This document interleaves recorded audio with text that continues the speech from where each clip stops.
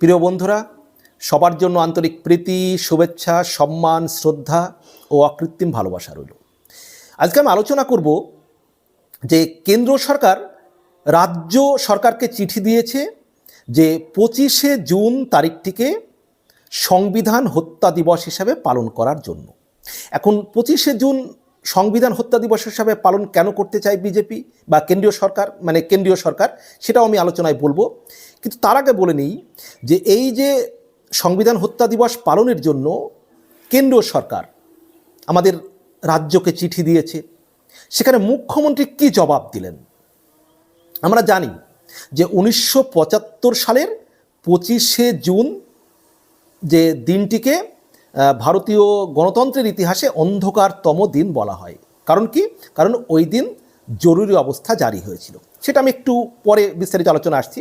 তো যাই হোক, তো সেই 25শে জুন তারিখটিকে এবার গণতন্ত্র হত্যা দিবস হিসাবে পালন করার জন্য নির্দেশ দিয়েছে কিন্তু কেন্দ্র, যে 25শে জুন দেশ জুড়ে সংবিধান হত্যা দিবস পালনের নির্দেশ দিয়েছে কেন্দ্র।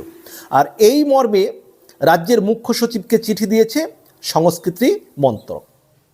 কিন্তু সেটা নিয়ে চরম আপত্তি রয়েছে বাংলার মুখ্যমন্ত্রী মমতা বন্দ্যোপাধ্যায়ের। তিনি প্রশ্ন তুলেছেন যে আপনারা কি গণতন্ত্র মানেন? আজ আমাদের দেশে সত্যি কি গণতন্ত্র রয়েছে? মানে আপনারা কি গণতন্ত্র মানেন? কেন্দ্রের উদ্দেশ্যে তিনি প্রশ্ন তুলেছেন যে আমাদের দেশে সত্যি কি গণতন্ত্র রয়েছে? এবং সেই সঙ্গে তিনি পরিষ্কার জানিয়ে দিয়েছেন মুখ্যমন্ত্রী মমতা ব্যানার্জি যে রাজ্যে 25শে জুন গণতন্ত্র হত্যা দিবস পালন হবে না, তিনি পালন করবেন না। আর পরিষ্কার করে তিনি বলে দিয়েছেন। আমরা যদি এবার আসি যে কেন কেন্দ্রীয় সরকার এই গণতন্ত্র হত্যা দিবস পালনের উদ্যোগ নিয়েছে। 1975 সালের 25শে জুন জরুরি অবস্থা জারি করা হয়েছিল এবং সেই জরুরি অবস্থা যখন জারি করা হয়েছিল তখন সেই মুহূর্তে 1975 সালের 25শে জুন রাতে জরুরি অবস্থা জারি করা হয়েছিল। তখন ভারতের তৎকালীন প্রধানমন্ত্রী ছিলেন ইন্দিরা গান্ধী এবং সেই জরুরি অবস্থা চলেছিল 1975 থেকে 1977 সাল পর্যন্ত, অর্থাৎ 21 মাস ধরে চলেছিল।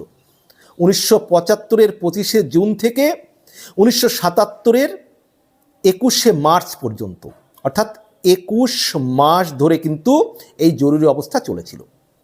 তৎকালীন প্রধানমন্ত্রী ইন্দিরা গান্ধীর পরামর্শে তৎকালীন রাষ্ট্রপতি ফখরুদ্দিন আলী আহমেদ জাতীয় জরুরি অবস্থা ঘোষণা করেন এবং সেই সময় যেটা কারণ দেখানো হয়েছিল যে দেশের অভ্যন্তরীণ ও বহিরাগত পরিস্থিতি বা হুমকির কারণে জাতীয় জরুরি অবস্থা ঘোষণা করা হয়েছে, যার ফলে সেই সময় অনেক সংবাদ মাধ্যমের সেন্সর করা হয়েছিল। সংবাদ মাধ্যম যাতে সেই সময় স্বাধীনভাবে কিন্তু সংবাদ পরিবেশন করতে পারেনি এই জরুরি অবস্থার সময়।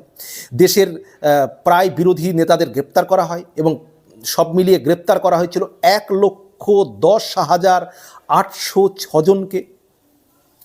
এই যে পরিস্থিতিটা হয়েছিল, যেটা 1975 সালের 25শে জুন, যেটা এই 2025 সালে 50 বছর পার হয়ে গেল, 50 বছর পূর্তি হয়েছে। এখন কেন্দ্রীয় সরকার চাইছে যে সেই যে 1975 সালের যে 25শে জুন জরুরি অবস্থা জারি করা হয়েছিল সেই দিনটিকেই সংবিধান হত্যা দিবস হিসাবে পালন করতে। কিন্তু বাংলার মুখ্যমন্ত্রী মমতা ব্যানার্জি তিনি কিন্তু এটি চাইছেন না। যে বর্তমান যে সরকার চলছে, মমতা ব্যানার্জির কথা অনুযায়ী সেই সরকারের আমলে তো প্রতিটি দিনই এক একটি সংবিধান হত্যা হচ্ছে, তাহলে তো প্রতিদিনই এক একটা সংবিধান হত্যা দিবস পালন করা উচিত।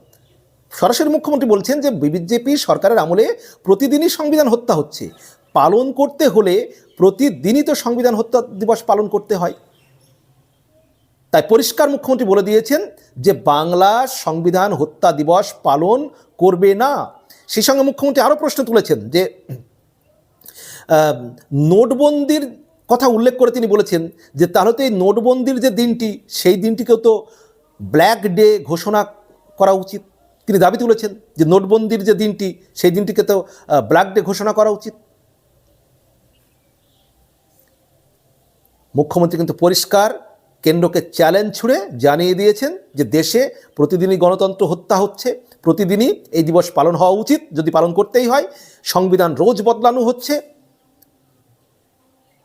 পরিকল্পিত ধর্ম চাপিয়ে দেওয়া হচ্ছে, জরুরি অবস্থায় যেভাবে সংবাদ মাধ্যমের কণ্ঠরোধ করা হয়েছিল বর্তমানেও খবর চেপে দেওয়া হচ্ছে। তাই মমতা ব্যানার্জি বলেছেন যে না, রাজ্য অর্থাৎ আমাদের এই বাংলা কোনোভাবে সংবিধান হত্যা দিবস পালন করবে না, একবার সরাসরি চ্যালেঞ্জ ছুড়ে দিয়েছেন। আমার বন্ধুদের জন্য একটি শেয়ার করলাম যে আসলে এই 25শে জুন কেন্দ্র সরকার কেন সংবিধান হত্যা দিবস পালন করতে চাইছে এবং আমাদের মুখ্যমন্ত্রীর পাল্টা কি জবাব দিয়েছেন, এর পটভূমি কী ছিল, সবটাই আমি আলোচনা করলাম। প্রিয় বন্ধুরা, ভিডিওটি ভালো লাগলে অবশ্যই লাইক, কমেন্ট এবং শেয়ার করার অনুরোধ রইল। সবার জন্য শুভকামনা।